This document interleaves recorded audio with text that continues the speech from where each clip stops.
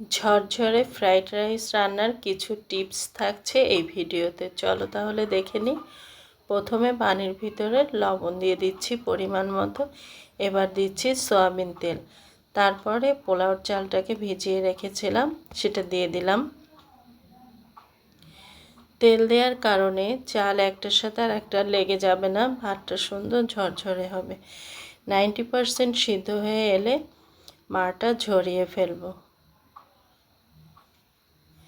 এবার ঠান্ডা পানি দিয়ে ধুয়ে নিচ্ছি, এতে মাটা বসে যাবে না, ভাতটা সুন্দর ঝরঝরে হবে। মাটা ভালোভাবে ঝরিয়ে নিয়ে তারপরে ফ্যানের বাতাসে ভাতটাকে খুব সুন্দরভাবে ঠান্ডা করে নেব। তারপর ফ্রিজে রেখে দেব। আর এদিকে 2টে ডিম ভেঙে নিচ্ছি।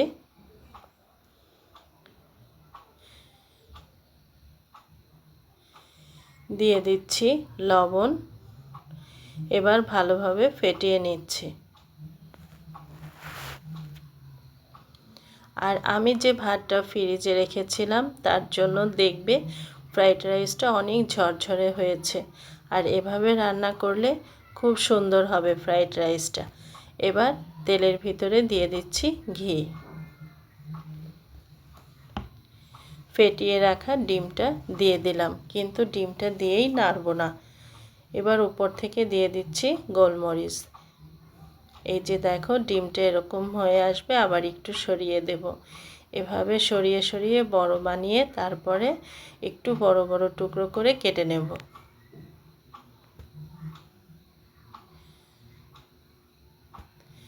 এবার ভালো করে ভেজে নিচ্ছি।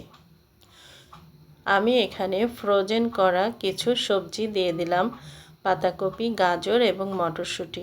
ক্যাপসিকাম থাকলে তোমরা দিতে পারো, আমার হাতের কাছে ছিল না তাই আমি দেইনি। এবার গোলমরিচের গুঁড়ো, লবণ দিয়ে দিচ্ছি, দিয়ে আবার হালকা করে ভেজে নিচ্ছি।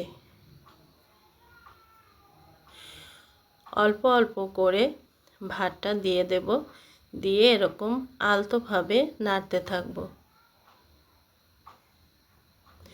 চুলার আঁচটা মিডিয়াম রেখে দেব। দেখতেই পাচ্ছ কত সুন্দর ঝরঝরে, আর একটার সাথে কিন্তু আর একটা লেগে যায়নি। তো তোমরা এই টিপসটা ফলো করতে পারো।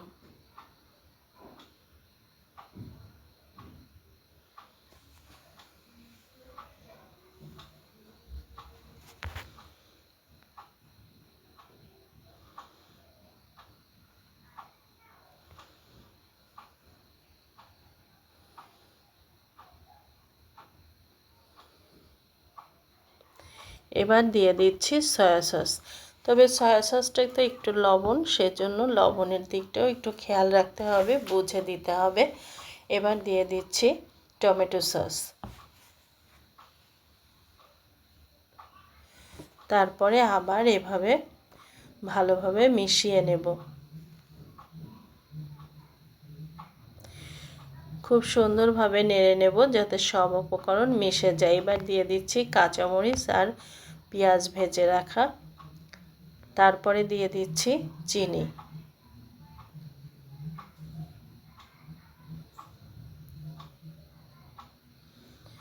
আবার ভালো করে সব মিশিয়ে নেব। দেখেছো কত সুন্দর হয়েছে? উপর থেকে একটু ঘি দিয়ে দিলাম।